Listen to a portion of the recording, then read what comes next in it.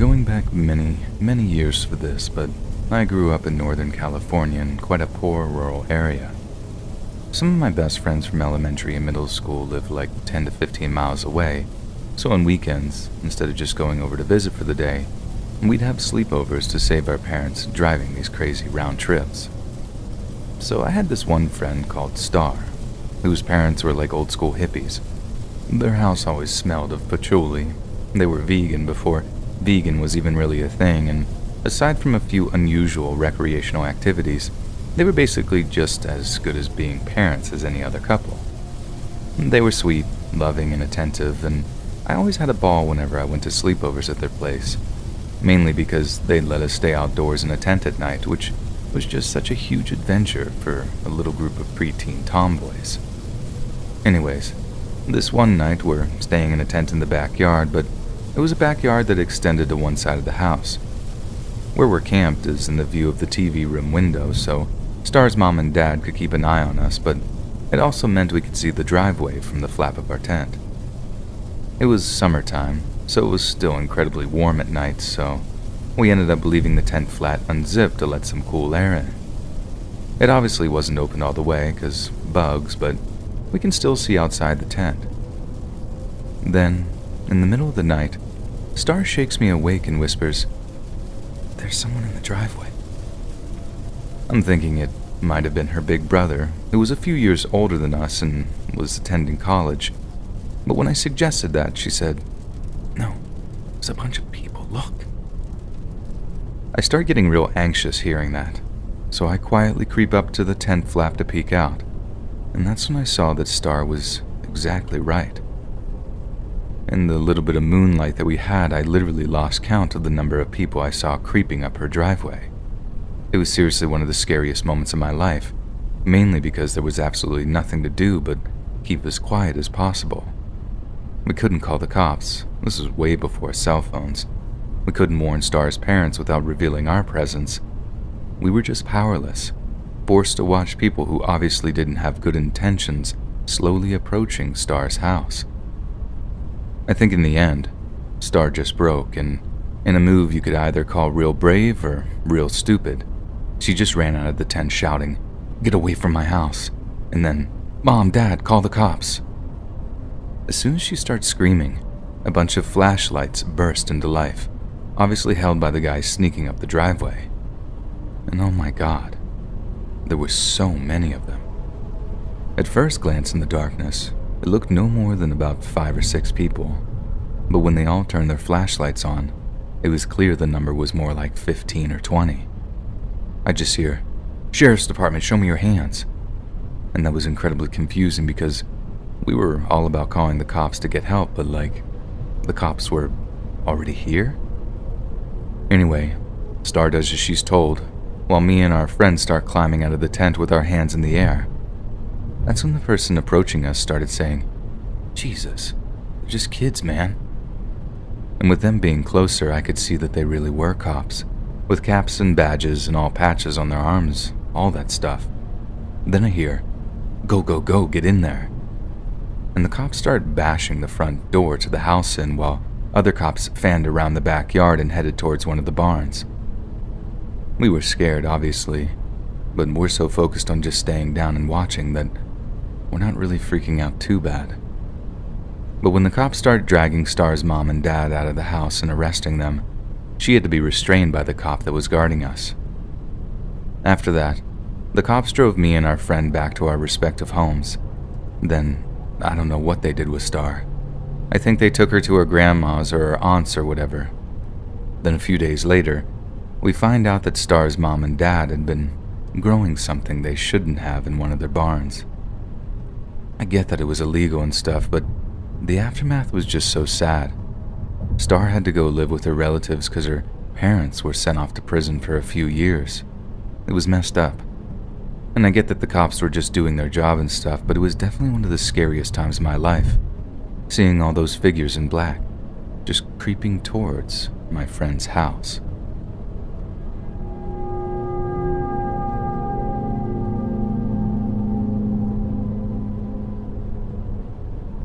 So, back when I was a kid, me and my best bud were having a sleepover. His mom and dad had gotten a divorce a couple months prior, so to counter all the stress of it, he pretty much got whatever he wanted. Not like his mom was spoiling him or anything, she was just being super nice to make sure he wasn't too bummed about his dad leaving. Did it work? Yes and no. Getting to have his friends sleep over, getting an Xbox, a cell phone, and getting much more personal freedom was all well and good, but every so often you could tell the whole thing was getting to him. The good thing was, I got to spend a whole bunch more time with him to give him the support we needed, which coincidentally meant that I was there for one of the worst moments of his childhood. Actually, make that both our childhoods. So, we're having a sleepover, and his mom is having a friend over. We're upstairs, they're downstairs. At one point, I wanted a glass of water, so I head downstairs, but he had to walk through the TV room to get to the kitchen, and when I do, I see my buddy's mom's friend is a dude, and they're getting kinda close, if you know what I'm saying. They jump off each other when I walk into the room. I walk through like, don't mind me, and it's incredibly awkward as I walk back through with my glass of water. Then, I make the mistake of mentioning it to my buddy. He's clearly not happy with the fact that it's a dude. Like, we're ninth graders at this point, so we're pretty savvy to, you know. Anyway, my buddy isn't happy, but he just does his usual thing of internalizing it before distracting himself. Not the best coping mechanism in hindsight, but it is what it is. Then, remember that cell phone I mentioned? Well, his mom bought it for him so he could keep in touch with his dad, which he then does. And guess what's the first thing he tells him? Yep, that there's a strange dude over at his house. I totally blame myself in the moment. It sucked so hard, and then when my buddy hung up, turned to me with a smug grin and said, "Dad's on his way over." I just knew something bad was going to happen. I kinda wanted to leave, but at the same time, my whole reason for being at that time was being a good friend to Ryan. I had a really healthy family life at home. Like, my mom and dad were a loving, dedicated couple, right up until the day my dad passed. And I'd like to think they raised good kids. But Ryan, his parents were total morons. And good God, did that make me feel guilty.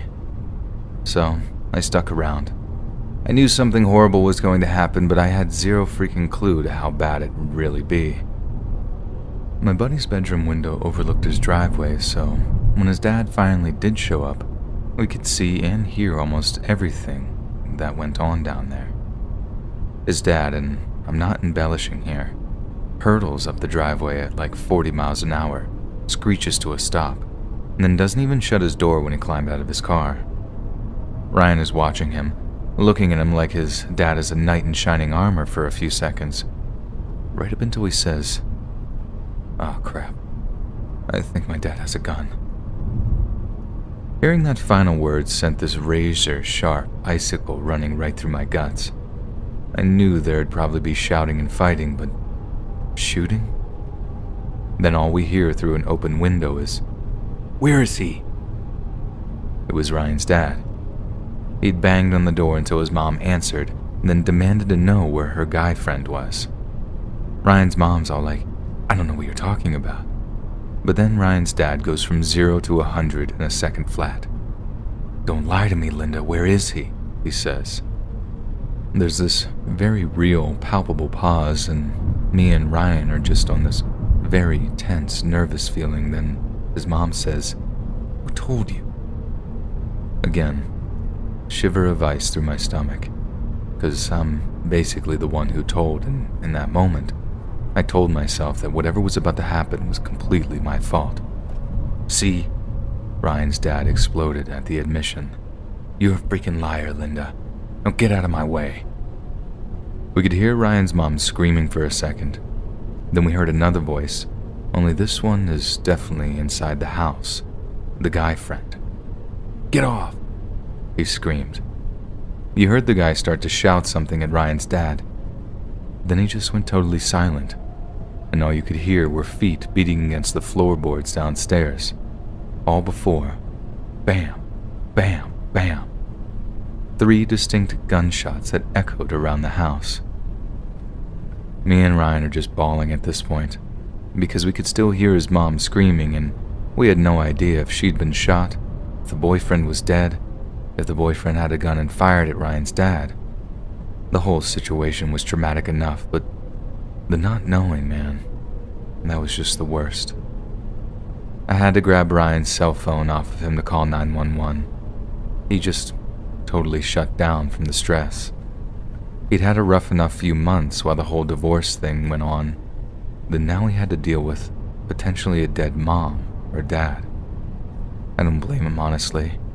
It was bad enough for me, and it wasn't even any of my parents. The 3 shots were all heard, and before the cops showed up, the only sounds we could hear were Ryan's mom crying downstairs. We should have gone to check on her. I know we should have, but the dispatcher told us both to stay put because we didn't know if there was still an active shooter or whatever, so we did as we were told. Thankfully, everyone turned out to be okay, and no one was even shot. Ryan's dad had aimed the gun at his mom's friend as soon as he'd laid eyes on him, but the guy was quick and just bolted out the back of the house as Ryan's dad pursued. He fired 3 shots, but it was basically just to scare the guy away at that point, and I heard none of the bullets even went near him. But still, it was terrifying, and Ryan's dad ended up going back to prison for a long while because of it.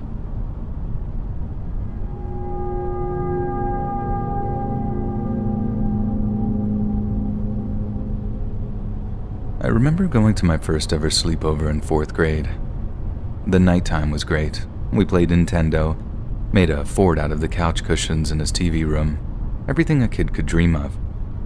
We went to bed way later than usual, told spooky stories while we shined flashlights at the ceiling. It was every part the Norman Rockwell cliché. Right up until the next morning. We wake up bright and early. He heads out to the bathroom, but when he does, I hear his mom whispering something to him in the hallway outside his bedroom. Then, he comes back in and really somberly says, "My mom says you gotta go home." Naturally, I ask why, but he shrugs and tells me my mom is already on the way to give me a ride.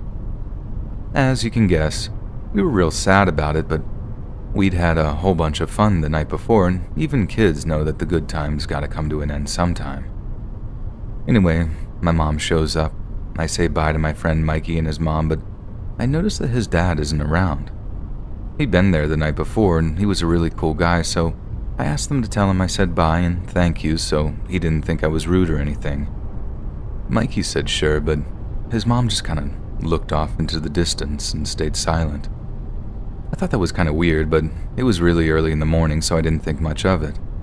But I definitely noticed how the really fun, warm atmosphere of the night before had been replaced by something much colder. Then, when I got into my mom's car, she too was acting like something terrible had happened. I might have been just 9, but I wasn't dumb, so I remember asking her what was going on, that I knew something weird had happened and I'd rather just know. So, she tells me. She tells me that while me and my buddy were sleeping peacefully in our pillow fort, his dad had an aneurysm in the next room and was dead before anyone had woken up. It was bad. I know that seems like an understatement, but it was worse than I could have imagined. His mom pretty much fell apart, and she and my friend left town shortly afterward to go live with relatives. It's something that haunted me for a long time, knowing I was so close to a death like that, as well as seeing how a sudden death can just wreck someone's mental and physical health. Like the last time I saw his mom, she'd lost a whole bunch of weight, a complete shadow of her former self. My buddy looked pretty bad too, but he was definitely taking it much better than she was. That was the last time I saw either of them, when they came over to break the news that they were moving away. It sucked, and we promised to stay in touch, but I guess things don't always turn out the way you want them to.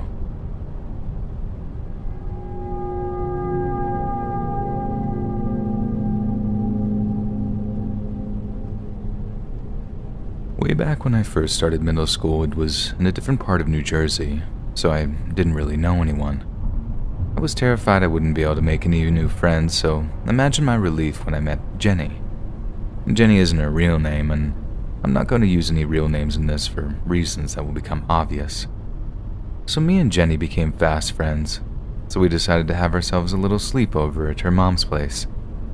Our parents talked it over and we arranged for me to go home with her on a Friday after school, then my mom would come get me on the Saturday morning. The Friday arrives, I catch the bus back to Jenny's place with her, and this marks the first time I ever met Jenny's mom. She seemed weird, to say the least. Jenny's dad wasn't in the picture anymore, and I don't think her mom took it very well, because she was the kind of woman who was into crystals and Reiki and all that other spiritual stuff. Maybe she was into that stuff before he left her.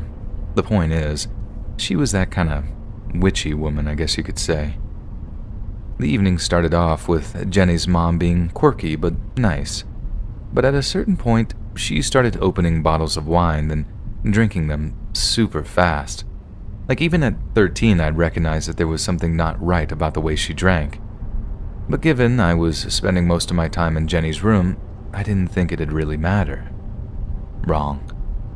Because at one point, Jenny's mom walks into her bedroom where we're hanging out and half collapses down onto the bed with a, "What you girls doing?"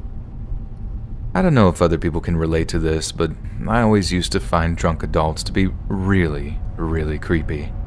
Seeing how something as simple as a drink could change them so much, and not even for the better. Ugh, it made my skin crawl. But a scary story about, "Oh, poor me, I don't like drunk people," that's not what you guys are here for. So I'm sure you'll be pleased to hear that that's not the scary part. The scary part was when Jenny's mom started channeling spirits. It was legitimately one of the creepiest freaking things I'd ever seen. Seeing this grown woman trying to change her facial features and her voice to make out what the dead were talking through her. I knew it wasn't real. I was 13, not dumb, but seeing her believe it was happening, it was honestly one of the most disturbing things I'd ever seen. She'd pretend to be some long-dead murderer and talk about the murders they committed. Then she'd pretend to be a child cancer patient talking about how scary it was to die so young. Sick stuff like that. And we had to listen to her drone on for an hour or so, telling us all kinds of things that 13-year-old girls should definitely not be hearing. Eventually, she tired herself out and passed out on Jenny's bed. She just excused her mom and we continued the sleepover in the TV room. I was mortified for her, but to Jenny, this was the most normal thing in the world. Then, about 4 or 5 months later, just before summer break, Jenny's mom suffered a complete nervous breakdown and tried to stab her with a bread knife. It was a whole thing in our town, and I don't think I'd ever seen Jenny again. Thankfully, she did end up getting adopted by a distant cousin who lived a few towns over, and so we still got to hang out every once in a while. But her mom was admitted to a psychiatric hospital, and I know that had a really negative effect on her. Me and Jenny lost touch after high school, but if she's out there and she just so happens to be reading this, I hope you're okay. I miss you, and I hope you and your mom are doing just fine now.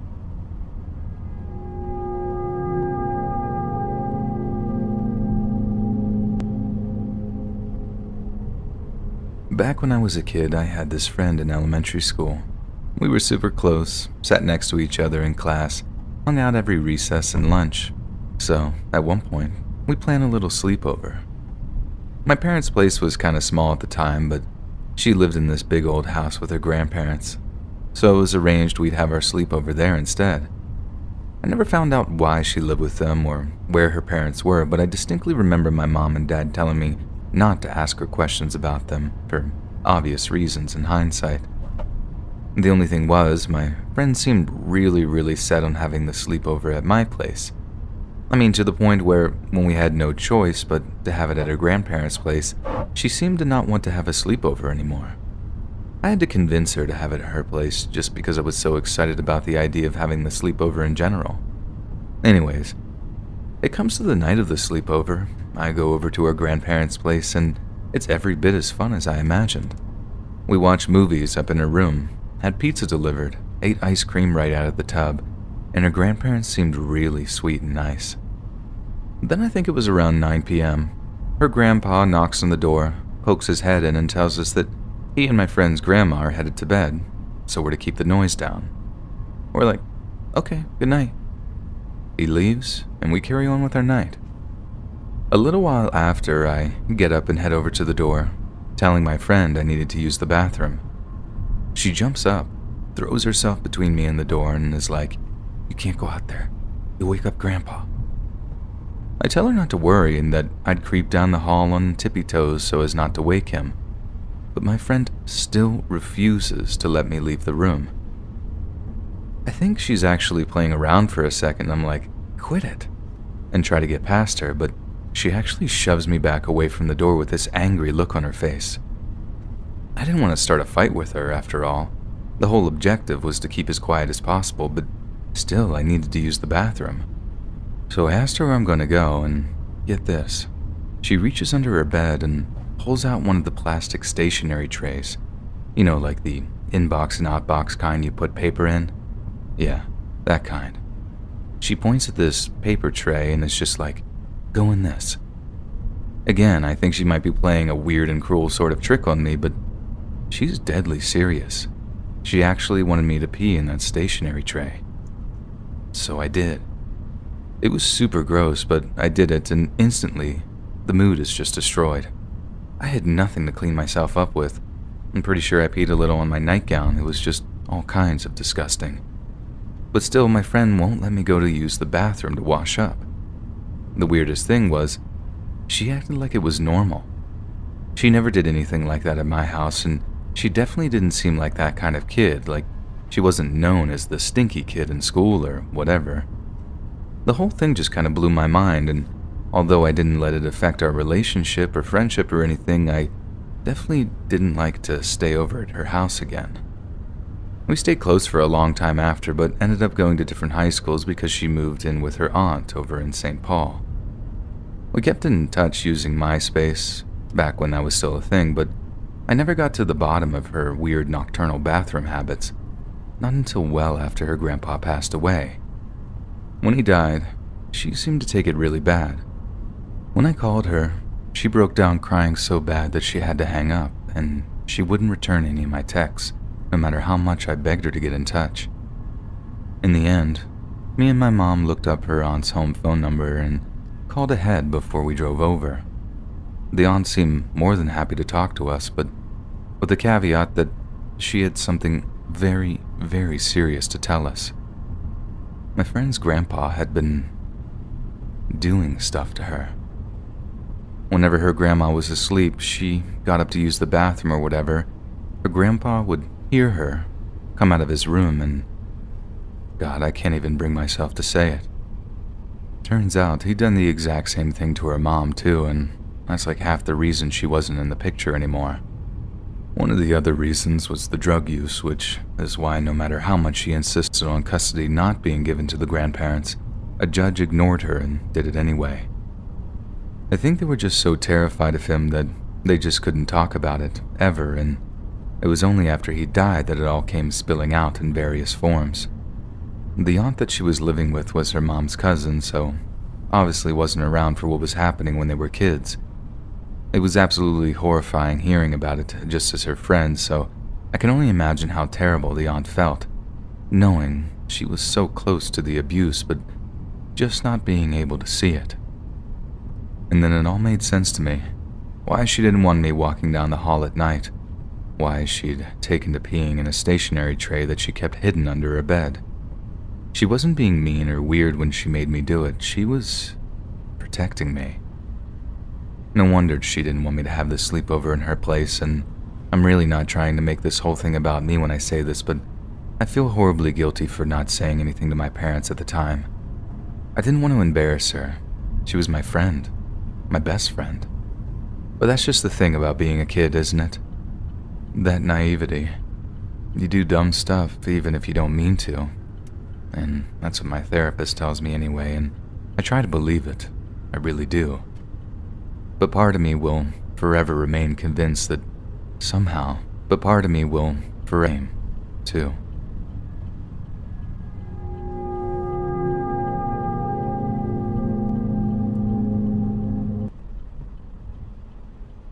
Before starting the story, I wanted to share some context.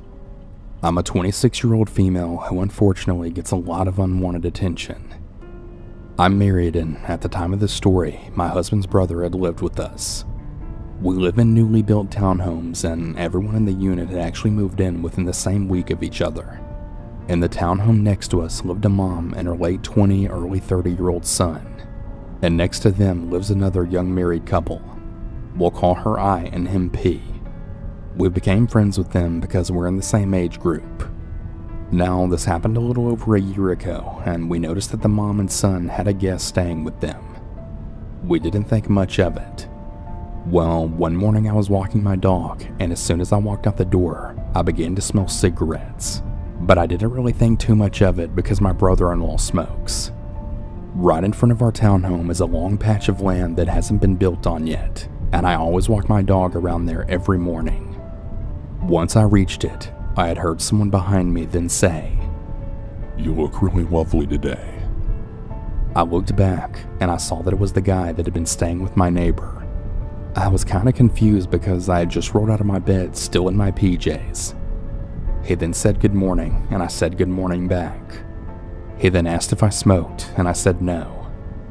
I was already getting really creeped out by this guy, so I just kept walking, and by the time I walked back home, he was already gone. When I got inside and told my husband, he thought it was odd. We don't really know anything about this guy or who he is, so my husband just told me to be careful when I walk our dog. The very next morning when I went to walk our dog, I looked out to see if the creepy neighbor was out. I didn't see him, so I went on a walk. About a minute later, I had felt someone behind me, and as I looked around, lo and behold, it was him. I walked a little faster to put some distance between us, and that's when our dog needed to do her business. That's when I took her to the side so that my dog could poop. That's when the neighbor got closer to us, and the dog started barking and wouldn't stop. So I started to fast walk to a different spot in the neighborhood so that she could finish. He followed me there, and he got close yet again. It made me and the dog really uncomfortable, so I just decided to leave and go back home. Keep in mind, our dog still hasn't had a chance to do her business yet. Anyways, my husband was already at work, but I still wanted to call him to let him know what happened. He said to feed her and get ready for work, and maybe by the time I finished, the creepy neighbor would finally be back inside. So I did so, and when I decided to walk the dog again, I opened my front door, and to my surprise, he was in the middle of the road throwing punches. I closed my door immediately and decided to take her to my parents' house before going to work, and that I would just pick her up after I got off. During the rest of this week, I would only walk her whenever my husband was home because I just felt uncomfortable, but I wasn't really sure if it was just me being paranoid. He didn't follow me again, but every time I walked, he would go outside to smoke and just watch me. I did tell my family about this though, just so they would be aware. It was now the Tuesday right before Thanksgiving, and my mom and sister had decided to come over to help decorate the outside of my home for Christmas. I went inside to look for something, and one of my sisters and my mom had stayed outside. The creepy neighbor had came out and looked at them, and then said, "Oh, there's two of you."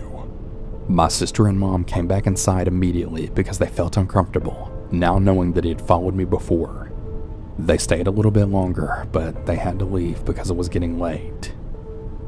About 30 minutes later, my brother-in-law comes home, and I asked if he knew who the guy was staying with the neighbor. He asked me why and what was wrong, and I told him what had been happening.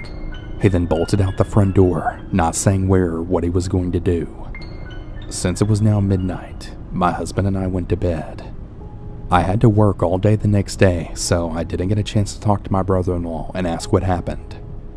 It's 2 days later and in the morning, which is now Thanksgiving Day, so I was walking my dog out like I normally do. On my way back, I see the mom who lives next door purposely checking her mail right at the same time I was walking outside. She then stops me and she asks me what the issue was that I was having with her son. So it's her son. And that's when I realized that he was probably there to stay and not just visiting.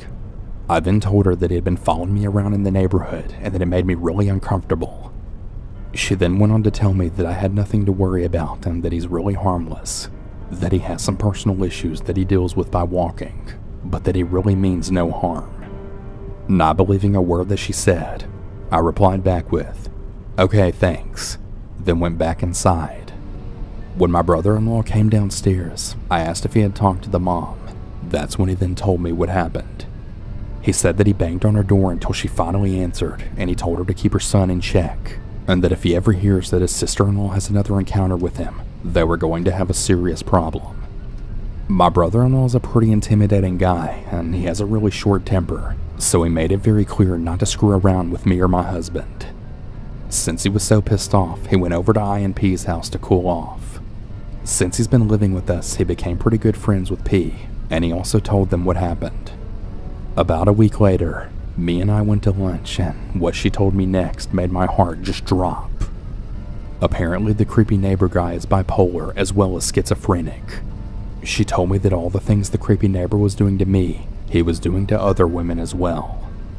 One woman actually tried to pepper spray him, and he actually blocked it and grabbed the pepper spray right out of her hands, which happened to be attached to her keys, and in the attempt of getting her keys from her, he had actually punched the woman in her face.